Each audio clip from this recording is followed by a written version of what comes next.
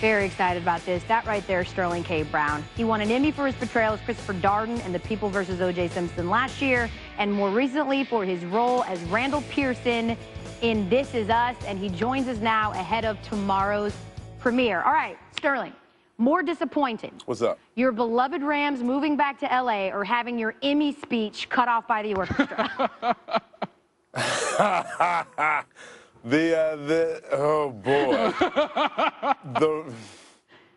the Rams moving back to LA. Really? The Rams moving back to LA was hard. Yeah, because we in St. Louis, we feel like we were sold a false bill of goods. Folks were trying to scramble to get this stadium together, and the team was removed unceremoniously. So on behalf of all St. Louisans, we're still swallowing that bitter pill. Well, I mean, the Rams did win a Super Bowl while they were there in St. Louis. Of course, the Cardinals have won multiple World Series as well. You being a St. Louis native, yes. How would you describe your fandom growing up? My fandom? Okay, so we had the St. Louis Cardinals as a young man, and then they moved away. Always going to be a St. Louis Cardinals fan in terms of baseball. The greatest show on turf was the most exhilarating time in my sports life. Like, you're losing your voice, you're going crazy, you're seeing these incredible passes that Warner's chucking down the field to Oz, to Isaac, to Torrey Holt, to see Marshall Faulk do his thing. Like, that was amazing. So to this day, greatest show on turf. And when we lost that Super Bowl to the Patriots, the pain, it's still there. I have, clear. I have a feeling there's a fan base in Atlanta that's like, I feel you, bruh. Yeah, that might be right there with you. They feel me hard, for sure. They feel you hard. But here's my question. If your Instagram is any indication, Sterling, your NBA allegiances lie with the Cavs? How'd that happen? Okay, so St. Louis doesn't have a team. Right. So you geographically go with what's closest. Chicago was the team that I grew up with, idolizing. Obviously, Michael Jordan's the greatest of all time. But LeBron's the man. I mean, I love this dude. I love him on and off the court. I'm proud of what he said just a couple of days on his Twitter feed, and on Instagram. I think that the dude has conducted himself exceptionally, and he has exceeded expectations. To have the spotlight on you from age 12, 14, and to come in and perform the way that he does, I don't know how anybody could hate on LeBron. The worst thing he's ever done is take his talents to South Beach. If I was 25 years old, I would have probably taken my talents to South Beach, too. Without question. Yeah. I'd do it at 45. Yeah, no doubt. If there was an option to that. Preach. Well, speaking of LeBron. #amen. Yeah, it's interesting that you brought that up because in addition to This Is Us season premiere, you're also starring alongside Chadwick Boseman in the upcoming film Marshall, based on the life of Thurgood Marshall, which hits theaters on October 13th. Both you and Boseman, though, have thrown your support behind NFL and NBA players such as LeBron in the wake of the president's recent criticism. What compelled you to do that, Sterling? You can't be silent anymore. The idea of, watching things from the sidelines and let other people take the lead, it doesn't exist. The voice of hatred and ignorance and racism has been given license. It seems as if they've become more vociferous over this past year. And it's the responsibility of sane citizens to say no. When you see something, say something. And if people are peacefully protesting, not against the flag, but against police brutality and racism, if the worst thing that you can do is take a knee and you get vilified for that action, that's not right. The flag stands for freedom, not for obedience. We all have the right to exercise our citizenship the way in which we see fit.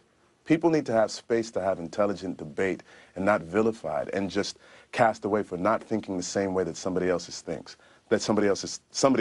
We need to have the space to have open, intelligent debate, appreciate what people are saying, and then go back to our mutual corners. But the president, you can't call somebody out of their name for taking a knee. You can't call them an SOB for that. Let's get perspective. And in the midst of getting perspective, let's also realize that there's a lot of other things that are going on in this country with regards to health care, with regards to Puerto Rico. Let's not take our eye off the prize. We got to maintain 360 degrees of awareness. In the television scope of things, which is what you're doing, one of the biggest things that's going on for a lot of people is the premiere of This Is Us tomorrow. And I have to ask you, as an avid fan, Do you all at the table reads cry like everyone at home does Mostly when they you. watch? No, everyone cries at This Is Us, Eaves. Do you cry at the table reads too? I'm just asking. Every once in a while, you'll drop a tear or two at a table read. But I will say this, when I watch the show, I bawl like a baby. Really? Like, I'm not even going to try to front like I can keep it together. And I already know what's happened. I've shot the stuff, and I'm watching it. I'm like, I cannot believe this is happening to me right now. But it gets us just the same as it gets everybody else. But wait, let me ask you this, though. Uh-oh. Do you cry at yourself? Like, do you watch yourself as Randall and cry at your acting? Yeah, that's a good one. Admit it. Come on, Sterling. You're amongst friends. I do. Like, honestly, and I ask myself in the midst of it, is this okay? Is this a little self-indulgent that I'm crying at myself? But I actually do. I get so absorbed in the story in total that I'm watching as a fan, not as an actor. You know what, Sterling? After every show, when Elle goes back and watches SportsCenter, she cries. She cries at her lead-ins. For a totally different reason. Totally different reason. Because she's killing it. No, for a totally different reason, Sterling. Hey, let me ask you this. Elle says, I just killed that. Yes. For a lot of our audience, they probably first saw you was in your portrayal of Christopher Darden in The People versus O.J. Simpson last year. Of course, you won your first Emmy for that. Congratulations there. Then a few months later, ESPN, well, you know, we won an Oscar around here, Sterling, for our documentary, O.J. Made in America. Why do you think... Snaps to you, ESPN. Why do you think O.J.'s story still resonates almost 25 years after his murder trial?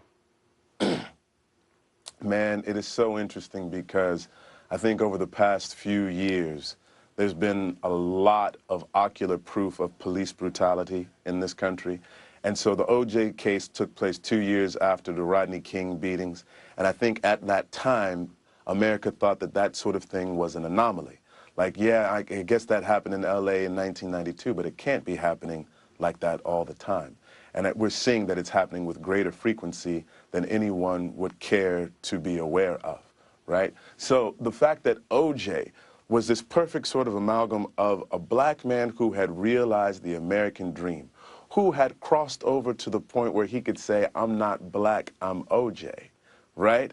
To have this man on trial and to have black America rally behind him, because for the first time, here was a man who looked like them, who had the criminal justice system work in his favor and not against him. It wasn't even a celebration of O.J. Simpson when I recall what happened 20-some-odd years ago. It was a celebration of us, who had had all of these negative experiences at the hands of an institution that is supposed to protect and serve you. When you feel like you are less than human in the face of that institution, to see someone say, yeah, not guilty, it was almost like a not guilty verdict for all of us who had ever had run-ins with police. So that's still happening today. Black people are still losing their lives. I'm from St. Louis, Missouri, you know, and the case against the officer who shot Anthony Lamar Smith and was found not guilty, people want to say, like, who watches the watchmen? If this institution is supposed to protect and serve, who protects and serves us against that institution? It's a conversation about race that we will continue to have in this country, and it can't be ignored, or else you're doomed to repeat it, which we've been doing. Sterling K. Brown joining us here on SportsCenter. And again, guys, This Is Us premieres tomorrow. Get the tissues. I'll have the tissues and the cucumbers ready, and my husband's going to make fun of me like he tends to do. Hey, thanks for hanging out with us, and good luck with those Cardinals getting into that NL wildcard spot. You're going to need some help, I think. We're going to need a little bit of help, but I appreciate the vote of confidence. Thanks, Mike. All right, Thanks, man. Be good. Thanks a lot. Peace.